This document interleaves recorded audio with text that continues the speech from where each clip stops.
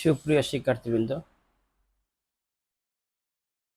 যারা সপ্তম শ্রেণীতে আছো, 2024 সালের বার্ষিক মূল্যায়নের বিষয়ভিত্তিক যে নির্দেশনা সেটা নিয়ে তোমাদের সাথে কথা বলতেছি।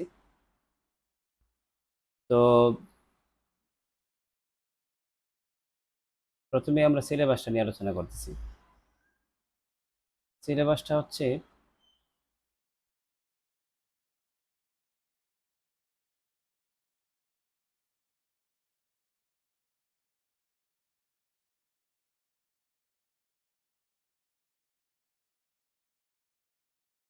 সিলেবাসটা হচ্ছে যে লক্ষ্য করতেছি বার্ষিক পরীক্ষার পাঠ্যক্রম বা সিলেবাস। অভিজ্ঞতার ক্রমিক নম্বরগুলো হলো 7, 8, 9, 10, 12, 13। 7-এ আছে বাইনারি সংখ্যার গল্প, পৃষ্ঠা নম্বর 141 থেকে 160। 8-এ আছে চলবৃত্ত চেনি, 161 থেকে 180 পৃষ্ঠা। 9-এ বীজগাণিতিক রাশির উৎপাদক গসাগু লসাগু, 181 থেকে 190 পৃষ্ঠা। 10 নানা রকম আকৃতি মাপি, 191 থেকে 214 পৃষ্ঠা। 12 বীজগাণিতিক রাশির সমীকরণ, 227 থেকে 240 পৃষ্ঠা। 13 তথ্য অনুসন্ধান ও বিশ্লেষণ, 241 থেকে 266 পৃষ্ঠা। আচ্ছা, এবার আমরা মূল্যায়ন কাঠামোটা কিভাবে হবে সেটা দেখি। শিক্ষণকালীন মূল্যায়নে 30% আর সামষ্টিক মূল্যায়নে 70%। এখন শিক্ষণকালীন মূল্যায়নটা কি হবে? 3টা স্টেপে বিভক্ত, 10, 10, 10 করে 3টা।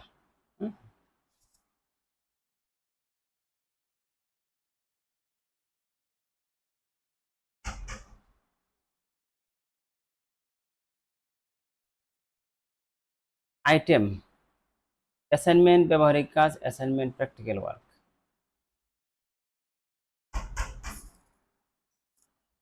নমুনা প্রশ্ন: তোমার পরিবারের 3 মাসের খাতোয়ারি পারিবারিক খরচের তথ্য উপাত্ত সংগ্রহ করো। তারপর যৌক্তিক স্তম্ভলেখ অঙ্কন করে তথ্যগুলো উপস্থাপন করে এবং নিচের প্রশ্নগুলোর উত্তর দাও।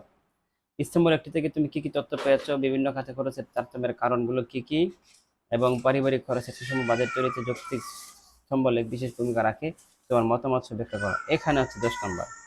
অনুসন্ধানমূলক কাজের মধ্যে ইনভেন্টরি ওয়ার্ক, যেটা নমুনা প্রশ্ন: তোমার পড়ার কক্ষের দৈর্ঘ্য প্রস্থ উচ্চতা পরিমাপ করো, তারপর নিচের প্রশ্নগুলোর উত্তর দাও। পড়ার কক্ষের সমগ্র তলের ক্ষেত্রফল নির্ণয় করো, দরজা জানালা বাদে পার্শ্বতলগুলোর ক্ষেত্রফল নির্ণয় করো। প্রমাণ করে যে পড়ার কক্ষের সমগ্র তলের ক্ষেত্রফল পার্শ্বতলের ক্ষেত্রফল যোগ 2 ইন্টু মেজের ক্ষেত্রফল 10।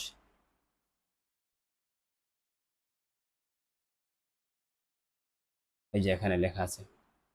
শ্রেণীর কাজ বা পাঠ্যপুস্তকের সন্নিবেশ একক বা দলগত কাজ ছক পূরণ হচ্ছে জোড়াই কাজ। প্রত্যেক দলকে গ্রাফ কাগজে ভিন্ন ভিন্ন ব্যাসার্ধের বৃত্ত অঙ্কন করো। ক্ষুদ্রতম বর্গগুলো গণনা করে বৃত্ত ক্ষেত্রটিকে আনুমানিক ক্ষেত্রফল নির্ণয় করো। একই বৃত্তক্ষেত্রের ক্ষেত্রফল সূত্র সাহায্যে নির্ণয় করে ক-তে প্রাপ্ত ফলাফলের তুলনা করো। এখানে 10। এই হচ্ছে 30 নাম্বার। এটা সেখানকালীন হয়ে যাবে, বার্ষিক পরীক্ষার আগেই হয়ে যাবে। এখন সামষ্টিক মূল্যায়নে কি হবে দেখো। সামষ্টিক মূল্যায়নের মধ্যে প্রশ্নের ধারা মানপণ্য যদি আমরা আলোচনা করি, অভিজ্ঞার ধরন হচ্ছে পরীক্ষার ধরন লিখিত, পূর্ণ নম্বর 100, সময় হলো 3 ঘন্টা। আইটেমগুলোর নাম হচ্ছে নৈর্ভিত্তিক প্রশ্ন, বহু নির্বাচনী প্রশ্ন। এক কথায় উত্তর যেটা, নৈর্ভিত্তিক থাকবে 15টি আর এক কথায় উত্তর থাকবে 10টি। 15 আর 10 25টি, 25-এর মধ্যে 1 নাম্বার করে হচ্ছে 25 নাম্বার। সংক্ষিপ্ত উত্তর 13টি, 13টির মধ্যে 13 গুণন 2 26 নম্বর থাকবে। আর রচনামূলক প্রশ্ন 10টি থেকে 60টির উত্তর দিতে হবে 3 ঘন্টা। দৃশ্যপট নির্ভর প্রশ্নের মধ্যে 2টি বা 3টি অংশ থাকতে পারে, সেক্ষেত্রে নম্বর বিভাজন 3 যোগ 4, 1 যোগ 2 যোগ 4, 2 যোগ 3 অথবা 1 3 3 ইত্যাদি হতে পারে সিস্টেমটা।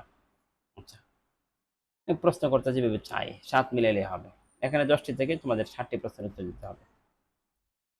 এখন ওই প্রশ্ন অনুসারে আমি আবারও দেখাচ্ছি। এটা 25টা নৈর্ভিত্তিক, 13টা সংক্ষিপ্ত প্রশ্ন, 7টা দৃশ্যপট নির্ভর বা সৃজনশীল বলতে পারো। এরপরে কাঠামো বা মোতাবেক নমুনা প্রশ্ন আমরা যদি দেখি, এটি একটি নমুনা প্রশ্নপত্র। এই নমুনা প্রশ্নের আলোকে আপনি এই বয়সের বিষয়ে আপনার স্বকীয় প্রশ্ন তৈরি করবেন। কোনোভাবেই নমুনা প্রশ্নপত্র ব্যবহার করা যাবে না। বার্ষিক সামষ্টিক মূল্যায়ন 2024, বিষয় গণিত, শ্রেণী সপ্তম, পূর্ণমান 100, সময় 3 ঘন্টা। সঠিক উত্তরটি খাতায় লিখো। দেখো এখানে একটা প্রশ্ন আছে, একটি রম্বসের কর্ণদের দৈর্ঘ্য যথাক্রমে 24 সেন্টিমিটার এবং 28 সেন্টিমিটার, ক্ষেত্রফল কত বড় সেন্টিমিটার। এরপরে 2 হচ্ছে বৃত্তের পরিধি সি এবং ব্যাস ডি হলে নিচের কোন সম্পর্কটি সঠিক। এরকম প্রশ্ন আছে তোমার। প্রথমে হচ্ছে 15টা। তুমি ক খ ঘ ঘর কোনটি, যেমন রম্বসের ক্ষেত্রে 112 সেন্টিমিটার হলে একটি কর্ণের দৈর্ঘ্য 10 হলে অপর কোনো জোড়া কথা ক খ গ ঘ কোনটা আনসার করবা। সঠিক উত্তরটি খাতায় লিখলেও হবে, তুমি তিনটা লিখে ঠিক করে দিলেও হবে। এক কথায় উত্তর। এখানে প্রশ্ন করতে যেভাবে ডিরেকশনটা দিয়ে রাখে, দেখো এখানে কি লেখা আছে, সঠিক উত্তরটি খাতায় লেখো, খাতায় লিখতে হবে। এরপরে এক কথায় উত্তর, যেমন 16 নম্বর প্রশ্ন।